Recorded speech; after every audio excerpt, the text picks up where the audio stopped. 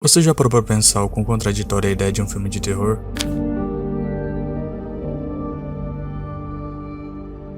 Como seres humanos, nós entendemos o medo como algo a ser evitado. Afinal, é para isso que esse sentimento existe, para criar a necessidade de fugir ou de se esconder de algum perigo iminente. Mas, apesar disso, nós pagamos para poder consumir um conteúdo que possui como principal finalidade te causar esse sentimento, que cientificamente é conhecido como medo recreativo. Acontece que, por natureza, o ser humano possui essa curiosidade mórbida, e é comum que durante o clímax do filme de terror, você tenha um pico de adrenalina, o que te causa prazer, mas algo que pouca gente sabe é que você não sente medo simplesmente por um jumpscare. Você se assusta, mas isso é completamente diferente de se sentir apavorado, ameaçado. Mas, atualmente, a indústria do cinema está muito mais preocupada com o dinheiro do que com a experiência que você vai ter durante o filme. O que também é meio contraditório, porque a longo prazo isso pode destruir uma franquia ou até falir uma empresa. Mas parece que alguns empresários trocam o cérebro por dinheiro. Todavia, obras antigas não parecem ter esse problema, e quando eu descobri isso, meu top melhores filmes de terror começou a ficar bem mais concorrido. Apesar disso, eu não pensaria duas vezes em colocar o Iluminado como primeiro lugar. Hi, Lloyd. A little slow tonight, isn't it?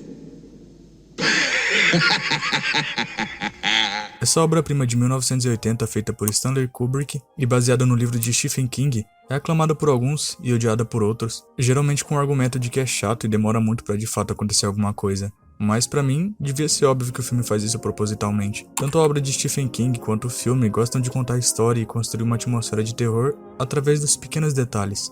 Por exemplo, pode ser que pra você pareça desnecessário o filme possuir vários takes do Danny andando de triciclo pelo hotel, mas são em momentos assim que o filme vai cultivando esse sentimento de que algo pode acontecer a qualquer momento. A cada pedalada, a cada corredor que o Danny vira, o filme vai brincando com seus sentimentos e criando um suspense através da trilha sonora impecável, em boa parte produzida por Al Bowley, que por nome você pode até não conhecer, mas eu tenho quase certeza de que você já se deparou com essa pedrada em algum vídeo do TikTok.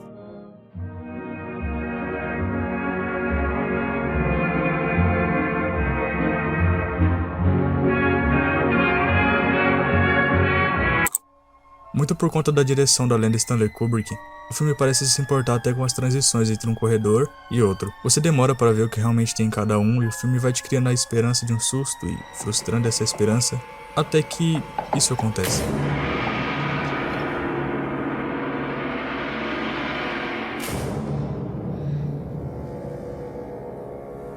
Olá, Danny.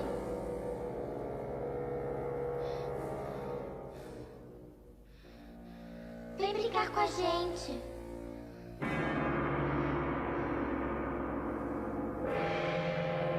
Vem brincar com a gente, Danny. Para sempre. E sempre. E sempre. Sem dúvidas, essa foi uma das cenas que mais me deixaram aterrorizado assistindo um filme. E não é à toa. O diretor sabe como te deixar curioso e como saciar essa curiosidade da melhor pior maneira possível. Ah, esse filme é incrível. Apesar da nota altíssima desse filme no IMDb, um dos principais haters do filme é o próprio Stephen King, que na época do lançamento foi um dos primeiros a assistir e não gostar nem um pouco. Mas mesmo sendo um grande amante desse filme, eu até consigo entender, porque o livro em que o filme foi baseado gosta de focar mais no sobrenatural, enquanto o filme do Kubrick cria meio que uma linha tênue entre o sobrenatural e a loucura dos personagens. Desde o começo do filme, você tem a sensação de que algo muito ruim vai acontecer. O filme começa nos apresentando Jack, um ex-professor alcoólatra e desempregado, o Andy, uma mulher omissa e claramente traumatizada, e Danny, um garoto solitário que prevê o futuro e vê fantasmas. Uma família bem saudável, eu diria. Logo no início do filme, o Jack participa de uma entrevista de emprego para trabalhar cuidando de um hotel chamado Overlook. Nossa, falei chique agora, né? Que fica nas montanhas gélidas do Colorado. O chefe dele conta que o antigo cara responsável pelo hotel simplesmente assassinou sua esposa, suas duas filhas e cometeu suicídio. E a partir daquele momento, você já imagina perfeitamente o que vai acontecer durante o filme. Algo importante de se entender nessa história é que o hotel é quase como um personagem. King teve a ideia dele ao visitar o The Stanley Hotel, também no Colorado, onde durante um tempo ele e sua esposa foram os dois únicos hóspedes do lugar. Ele conta que costumava vagar pelos longos corredores do hotel, impressionado com o quão assustador um lugar como esse poderia ser se não tivesse reunido com hóspedes. Ah, e caso tenha te surgido a dúvida, a ideia do nome veio de uma música do John Lennon. Overlook age nesse filme como uma espécie de entidade maligna que incorpora pessoas que já se foram dentro daquele hotel, e usa diversas técnicas para enlouquecer os personagens até a sua morte. para que consequentemente eles se tornem parte do hotel. Analisando superficialmente o filme, o hotel parece ter como principal vítima o Jack Torrance, mas a real é que o objetivo principal do Overlook sempre foi o Danny, já que ele é o tal do Iluminado, que possui poderes que o hotel parece ficar interessado em roubar. E a trama do filme se baseia em volta disso, basicamente. Um pai alcoólatra enlouquecendo aos poucos e cada vez mais sucumbindo aos seus vícios e suas tendências agressivas, uma mãe que não faz nada a respeito disso porque é medrosa. No livro a relação entre esses dois é bem melhor explicada e você entende que a Wendy tem seus motivos para não divorciar do Jack, que inclusive antes mesmo deles chegarem no hotel já tinha quebrado o braço do Danny depois de chegar bêbado em casa e mesmo assim ela não divorciou. E temos o Danny, que tem praticamente todo tipo de relação possível com o sobrenatural.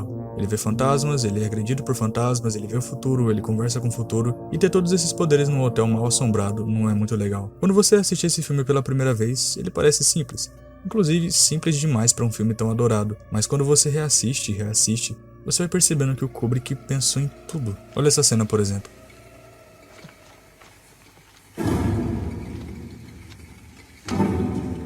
What do you want to talk about?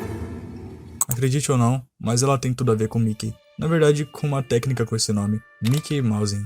Essa técnica consiste basicamente em sincronizar a imagem com a música, de forma que a cada ação dos personagens o som sobe. Ela acabou por se tornar uma técnica ultrapassada, pelo tanto que ela foi usada no cinema, principalmente em cenas de humor pastelão. Mas o Kubrick junto com Gordon Stanford decidiram utilizar essa técnica para causar horror, ao invés de humor. Em vez de ser usada apenas para destacar uma ação, assim como nos desenhos animados, ela seria usada para de alguma forma destacar a influência invisível do hotel. Claro, eu posso estar viajando nessa, mas, cara, uma das principais coisas que me fazem gostar de um filme, se não a principal, é a trilha sonora.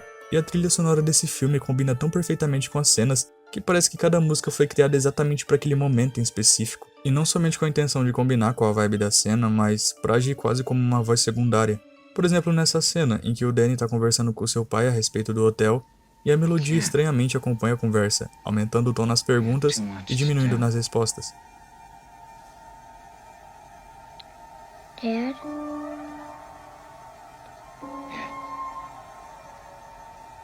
Do you like this hotel? E eu adoro essa parte porque parece que a melodia responde pelo Jack antes mesmo dele abrir a boca. I do. I love it.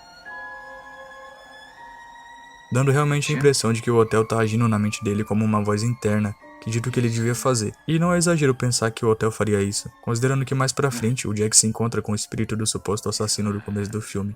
Interfere.